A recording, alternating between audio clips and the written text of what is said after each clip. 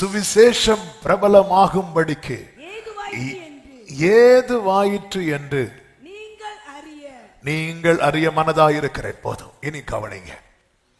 இனி சொல்லும் வசனங்களை மட்டும் வாசித்தா போதும், நீங்க கவனிங்க.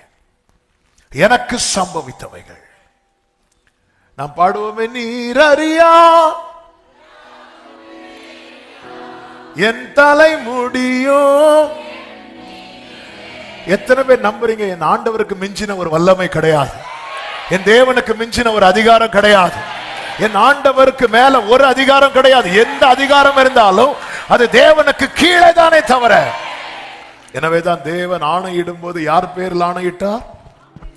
தம்மை விட பெரியவர் ஒருவரும் இல்லை என்பதால் தம் பேரிலே ஆணையிட்டார். ஹல்லேலூயா, ஆமென். கர்த்தருக்கு மாத்திரம் மகிமை உண்டாவதாக. எனக்கு சம்பவித்தவைகள், இதை புரிந்து கொள்வது என்பது அல்லது இதை ஏற்றுக்கொள்வது என்பது சற்றல்ல, மிகவும் கடினம்.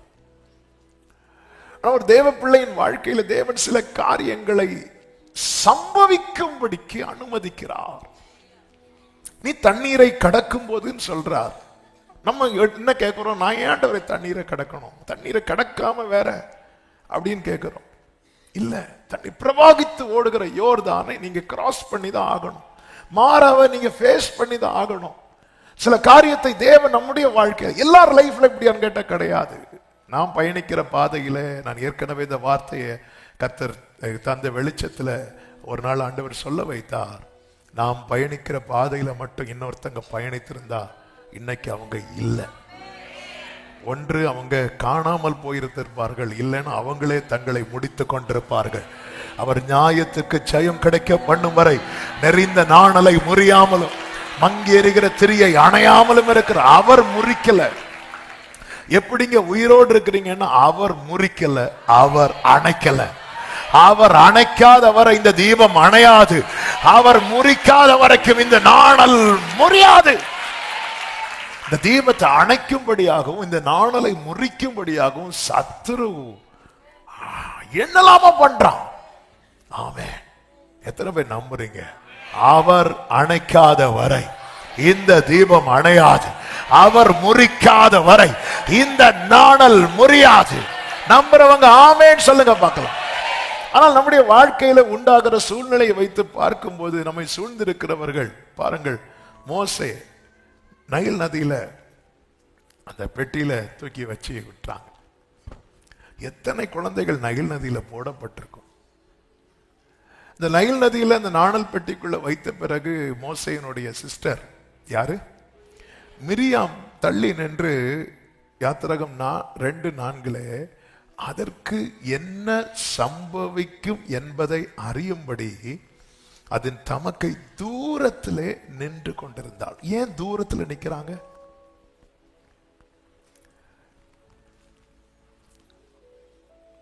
உடன் பிறந்த சகோதரி தானே, ஏன் தூரத்தில் நிற்கிறாங்க? சிலர் ஏன் தூரத்தில் நிற்கிறாங்க? பக்கத்தில் நின்னா அதற்கு என்ன சம்பவிக்குமோ அது அவர்களுக்கும் சம்பவிக்கும். கோவிட் பாதிக்கப்பட்ட நபருக்கு நம்ம எப்படி நிற்போம்? தூரத்தில் நிற்போம். ஒரு வாரம் பிள்ளைய என் ரூமுக்கே விடல. எனக்கு அப்பதான் பிள்ளைய தூக்கணும் கொஞ்சணும்லாம் ஆசை. செகண்ட் வேவ்ல கோவிடு அது நெகட்டிவ்னு வந்ததும் ஆண்டவர் பிரைஸ் பண்ணிட்டு ஓடி போய் என் பொண்ணு ஜாஃபியாவை தூக்கிட்டேன். ஏன்னா அது நெகட்டிவ் வந்துட்டு. அப்ப ஏன் தூரம் அப்படின்னா அவங்களுக்கு என்ன சம்பவிக்கிறதோ அது நமக்கும் சம்பவித்து விடும். அவர்களுக்கு சம்பவிக்கிறது நமக்கு சம்பவித்து விடக்கூடாது என்பதற்காக தூரத்தில், ஆனா தூரத்தில் நின்று பார்த்துட்டு இருக்கிறாங்க. தூரத்தில் நின்று பார்த்துட்டு இருக்கிறாங்க. பாசெல்லாம் இருக்கு, அன்பு இருக்கு, ஆனா இப்போ பக்கத்துல போக முடியாது. தூரத்தில் நின்று இப்படிதான் நம்மை சுற்றி அநேகர் தூரத்தில் நின்று என்ன சம்பவிக்கும் என்று பார்த்து கொண்டிருக்கிறார்கள். இப்ப தண்ணீர்ல இந்த குழந்தை இருக்கு. என் ஆண்டவர் தண்ணீரை கடக்கும் போது நான் உன் கூட இருக்கிறேன்னு சொல்றாருல, இப்படி சொல்லக்கூடிய வேற எந்த உறவும் இதுவரை இல்லை, இனி இருக்க போகிறதும் இல்லை. கடலாளத்திலும்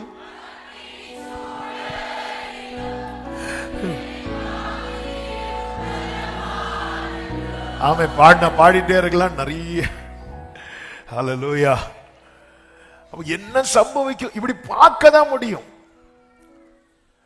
அடுத்து பாருங்க, மோசே திரும்ப ஆண்டவர் வளர்த்து எகிப்திலிருந்து இஸ்ரவேலர் எல்லாம் நடத்தி கொண்டு வந்து இப்ப மோசே திடீர்னு சீனாய் மலைக்கு மேல போகும்போது யாத்திராகம் 32:1 ஜனங்கள் இப்படி சொல்றாங்க, மோசே மலையிலிருந்து இறங்கி வர தாமதிக்கிறதை ஜனங்கள் கண்டபோது அவர்கள் ஆரோன் இடத்துல கூட்டம் கூடி அவனை நோக்கி, எகிப்து தேசத்திலிருந்து எங்களை அழைத்து கொண்டு வந்த அந்த மோசேக்கு என்ன சம்பவித்ததோ அறியோம். ஆதலால், இந்த வார்த்தை கவனி, ஆதலால் நாம போய் பார்ப்போம். அப்படியா சொன்னாங்க?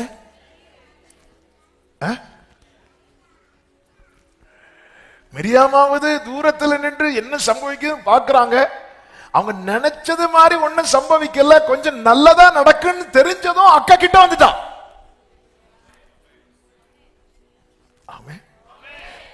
இது எல்லாரும் பண்ணுவோம். ஐசியூல வெளி தூரத்தில் இருப்போம், ரூம்ல கிட்ட வரும். கரெக்டா? ஆமே. ஐசியூல ஒருத்தங்க இருக்காங்கன்னா வெளியே தான் இருப்போம். அழுகிறது, டீயும் வடையும் கேண்டீன்ல இருக்குமா? எனக்கு 2 வாங்கிட்டு காலையில ஒண்ணுமே சாப்பிடல. அவங்க அந்த சீரியஸ் கண்டிஷனை விட்டு நார்மல் வந்துட்டு ரூமுக்கு வந்துட்டாங்க. ரூம்ல நான் உங்களுக்கு ஒரு ஆரஞ்சு, எனக்கு ஒரு பக்கத்துல அக்கா தூரத்துல நிக்கிறா. என்ன சம்பவம்? அவன் நினைச்சா ஏதாவது ஆயிரும். எனக்கு முதலைகள் இருக்கிறது நைல் நதியில், அதனாலதான் அந்த நாணல் ஸ்மெல் முதலைக்கு பிடிக்காதுன்னு சொல்றாங்க. நான் டெஸ்ட் பண்ணல.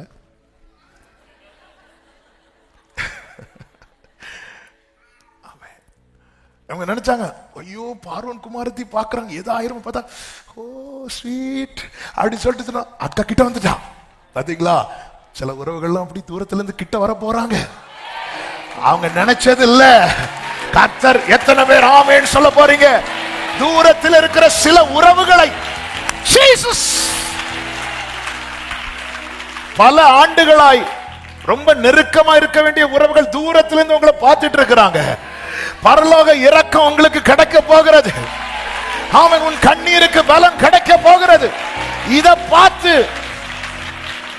பார்த்து கிட்ட வர போறாங்க. நம்புறவங்க மட்டும் வலது கரத்தை உயர்த்தி ஹல்லேலூயா. ஆமென். ஹலோ, எத்தனை பேர் இந்த வார்த்தை தீர்க்க தரிசனம் எடுக்கிறீங்கன்னு தெரியல. என் ஆவி எனக்குள்ளே சந்தோஷப்படுகிறது. ஹல்லேலூயா, ஹல்லேலூயா, ஹல்லேலூயா. சில உறவுகள் தூரத்திலிருந்து பார்த்துட்டு இருக்கிறாங்க. ஆமென். அந்த குழந்தைக்கு அவங்க நினைச்சதுக்கு மாறா ஒரு காரியம் நடக்குது, நல்லது நடக்குது. தூரத்திலிருந்து அக்கா பக்கத்துல வந்துட்டாங்க. ஆமென். பல உறவுகள் இன்னும் எங்களை ஒதுக்கியே வச்சிருக்கிறாங்களே, இன்னும் தூரமா வச்சிருக்கு. என்ன தெரியுமா, உங்களுக்கு ஒண்ணு நடக்கும் நினைக்கிறாங்க தெரியுமா, அவங்க கிட்ட வந்து அது அவங்களுக்கும் நடந்துரும் அவங்க பயப்படுறாங்க, பயந்து ஒதுங்கி நிக்கிறாங்க. நீங்க அதை பாசிட்டிவா பாருங்க. பயந்து ஒதுங்கி நிக்கிறாங்க. ஆனா உங்களுக்கு அவங்க நினைச்சதுல நடக்க போகிறது. நீ தாயின் கருவில் தோன்றும் முன்னமே இந்த 2025 பல ஆண்டுகளா தூரமா நிற்கிற பல உறவுகளை கர்த்தர் கிட்ட கொண்டு வர போகிறார். கிட்ட கொண்டு வர போகிறார். இயேசுவின் நாமத்திலே சில உள்ளங்களோடு கர்த்தர் இந்த வார்த்தை பேசும்படி ஏவி கொண்டிருக்கிறார். கர்த்தருக்கு மகிமை. உனக்கு என்ன சம்பவிக்கும், உனக்கு என்ன சம்பவிக்கும் என்று தூரத்தில் நின்று பார்த்த பலர் கிட்ட வந்து பார்க்க போறாங்க. யோபுவுக்கு சில காரியங்கள் சம்பவித்த போது தூரத்தில் நின்றார்கள். அவ்வளவுதான். அவன் நின்ற நிலைமைக்கு அவன் இல்லாமலே போயிருப்பான்னு பார்த்தா எல்லாமே. அடுத்து நான் சொல்ல யோபுவை பத்தி தான் என்னை கொஞ்சம் நிறைய பேசணும். யோபுவை பத்தி இல்ல, கர்த்தரை பத்தி. ஹல்லேலூயா, ஆமென். ஆனா 42வது அதிகாரத்துல எல்லாம் கிட்ட வந்தாங்க. பாத்தீங்களா, இவங்களை ஏன் தூரமா இருக்கிறாங்க தெரியுமா? அவனுக்கு ஏதோ ஒண்ணு இருக்கு. ஹல்லேலூயா.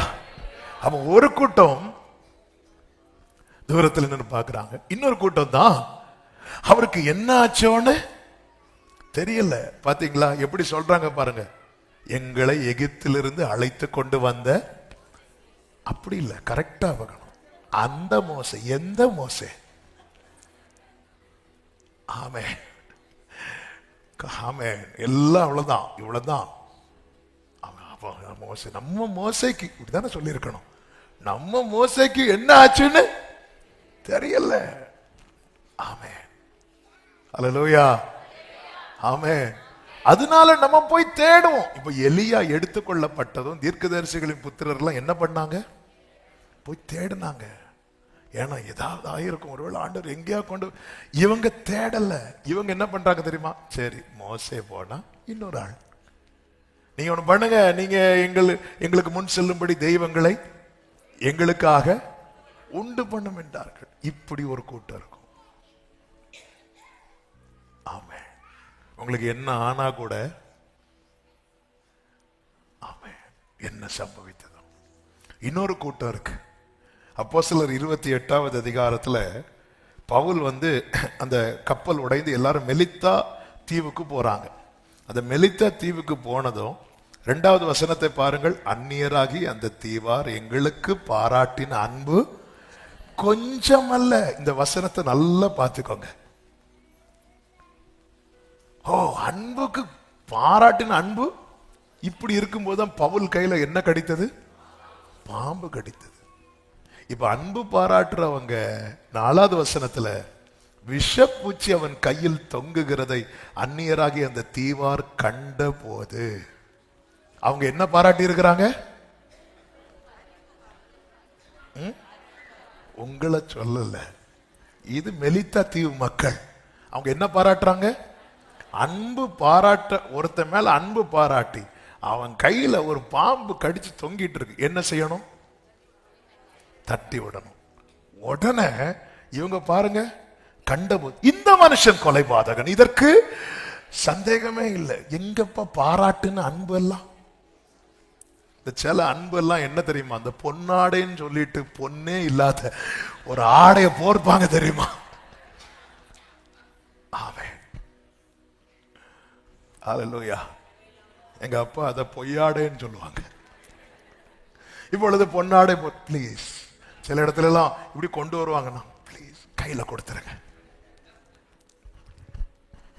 அதே மாதிரிதான் பவுல் சொல்ற, இறங்குனதும் கர்த்தர் என் மேல வச்ச அன்பு கொஞ்சமே இல்லை. எந்த இடத்துல எல்லாம் மனுஷனுடைய அன்பை உயர்த்துறானோ அங்கெல்லாம் அடி வாங்குறாரு பவுல்.